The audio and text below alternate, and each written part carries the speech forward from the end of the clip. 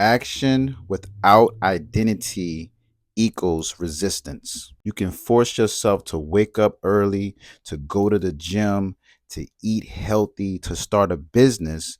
But if you see your self image as still lazy, unworthy, not good enough, and don't believe in yourself, then you will always self sabotage before you even start the journey. In this video, we're going to talk about the importance of self-image and why you should only focus on your self-image when it comes down to change. Change is very difficult. And the reason why it's difficult because we are focusing on the wrong thing.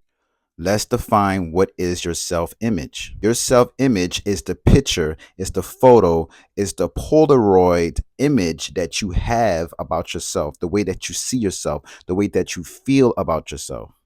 Your self image is composed of your abilities, your beliefs, your appearance, your capabilities, your personality. Now, in order to cultivate this self image, you need to be mindful of the habits that is conducive to the self image. For example, if you say you want to go to the gym early in the morning, you need to first pay attention to the habits that are aligned with the self image that you're trying to create. So, a real life example would be say, for instance, you have set the intention that you're going to wake up Monday at 5 a.m. and go to the gym. Okay, so Monday hits, your alarm goes off at 5 a.m. You have two decisions that happen. You can press the snooze button or you can wake up and start getting ready to go to the gym. If you press the snooze button, that's a habit.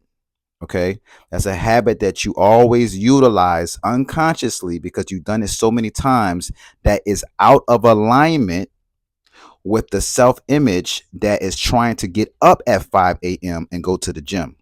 This is what we call self sabotage.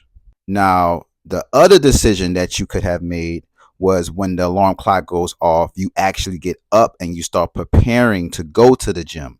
Now, this particular habit is the habit that is conducive and is in alignment with the self image that's trying to get up 5 a.m. in the morning and go to the gym. And this isn't very important when I just share with you guys. If you're not aware of the habit that is self sabotaging this image that you're trying to create for yourself, you will continually keep self sabotaging yourself. You have to be aware of the habit that is not in alignment with what you're trying to create.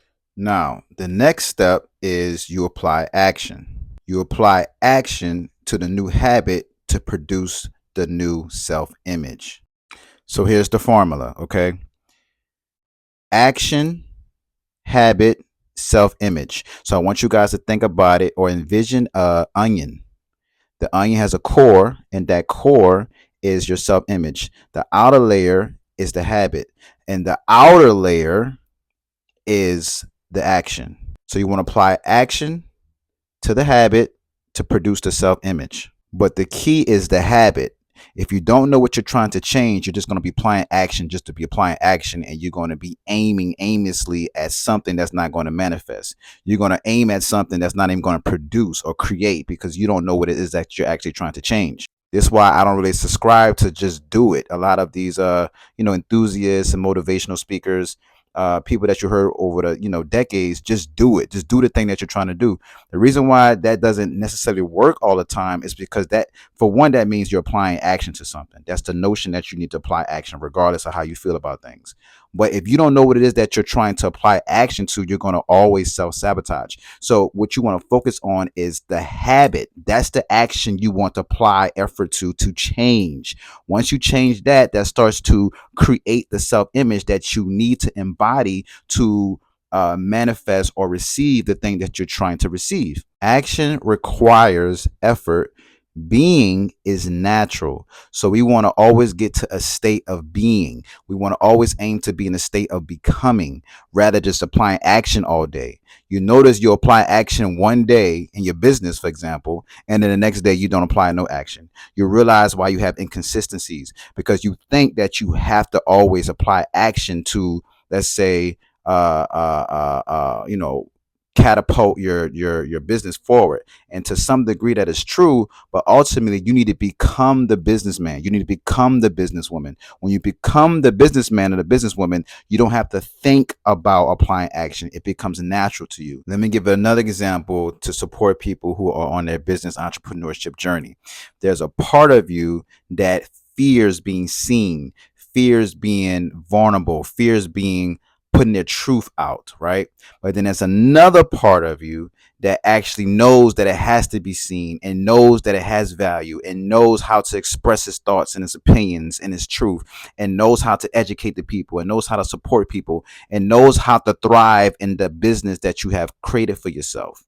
Now, these two examples are two different versions of who you are. There's one part of you that you are very familiar with, and there's another part of you that you are very unfamiliar with. The part of you that you're very unfamiliar with, that actually is the part of you that you have a lot of resistance to. The reason why you have a lot of resistance to it, because it actually threatens and it actually creates resistance to the part that you're normally used to identifying with, which is the lazy part of yourself, or even a part of you that is fearful of being seen or being heard or being understood or expressing your vulnerability and your authenticity. These two versions are antagonistic against each other.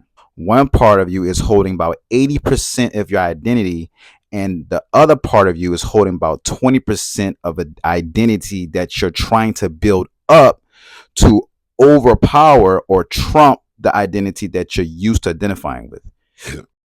So this is where we get into the frequency of change, the frequency of transformation, where you start to place your attention, all your focus, all of your effort into the self-image that is 20% of you, the self-image that is trying to speak its truth, trying to speak its authenticity, that's trying to be seen, that's trying to be in the limelight.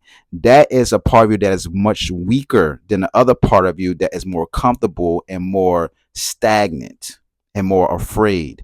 We have unconsciously give our energy to that part of ourselves through all our years of upbringing until we finally get into our purpose or into the things that we need to do for our career, etc. That this other part of us seems to be non-existent.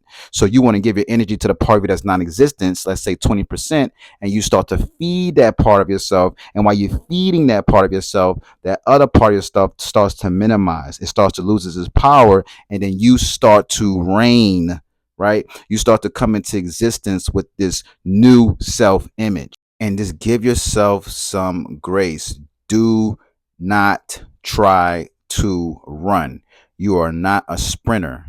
You are not a jogger. You are not a walker. You are a crawler. You need to take baby steps in order to cultivate this new self-image. A lot of people that you see on social media, they did not start at the top running full speed. They started at the bottom crawling before they walked.